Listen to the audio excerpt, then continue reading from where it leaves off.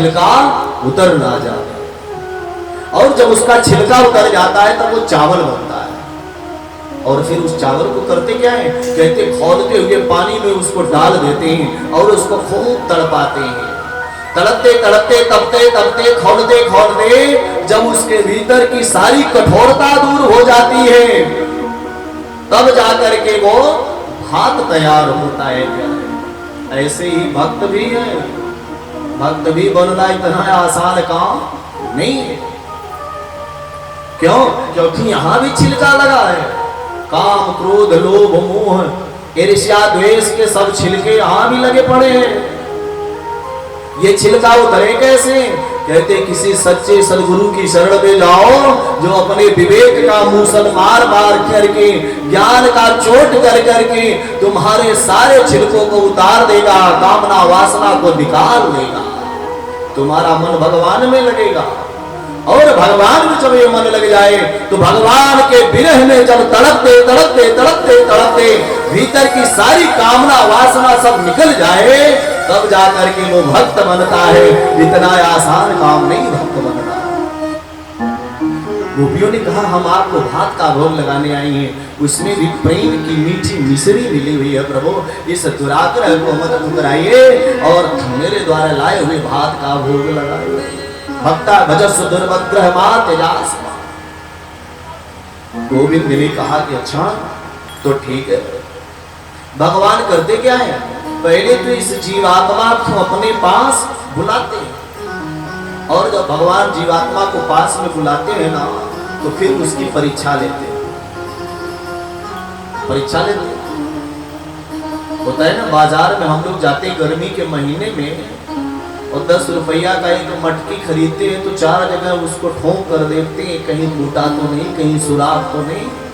तो ऐसे भगवान भी जीव को जब बुला लेते हैं तो महाराज देखते हैं कि अभी इसके भीतर कोई कामना तो नहीं, कोई वासना तो नहीं, कोई मान अभिमान का डर तो नहीं। गोपियों ने दुराग्रह किया तो भगवान उनके दुराग्रह को स्वीकार कर लिए और कहते चलो हम तुम्हारे साथ विहार करें। और सारी गोपियां गदगद रह गई। इतने में वहां कामदेव प्रकट हो गया, कामदेव आ गया।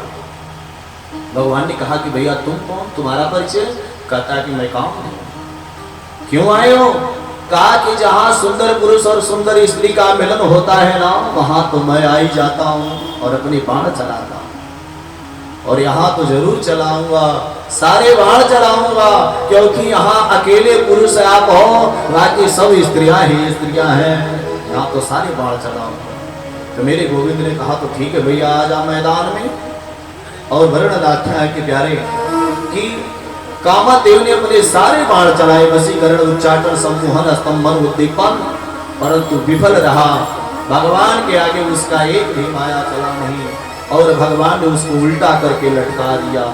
तो यहाँ कामदेव ने भगवान को अच्युत नाम दिया। न जगत स्वरूपात् कहा, कहता है अच्युत भगवान एक आप ही हो जो अपने स्वरूप से विचलित नहीं हुए, और भगवान का नाम अच्युत पड़ गया। बोलिए अच्युत भगवान की जय हो।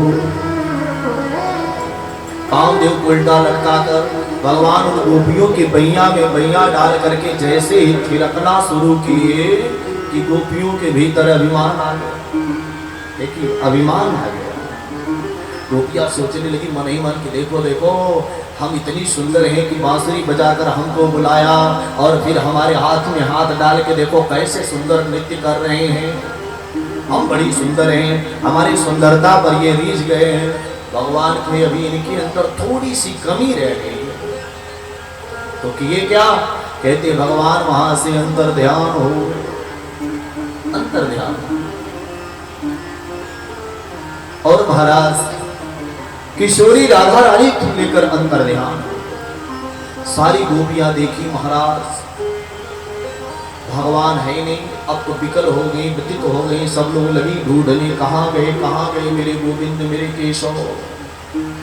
अब तो महाराज सारी गोपियां परेशान हैं और आगे बढ़ी तुलसी का विरवा था, उसने पूछती हे बहन तुलसी, तू तो देखी होगी मेरे भगवान को, क्योंकि तेरे बिना तो मेरे गोविंद कुछ भी पाना स्वीकार नहीं करते।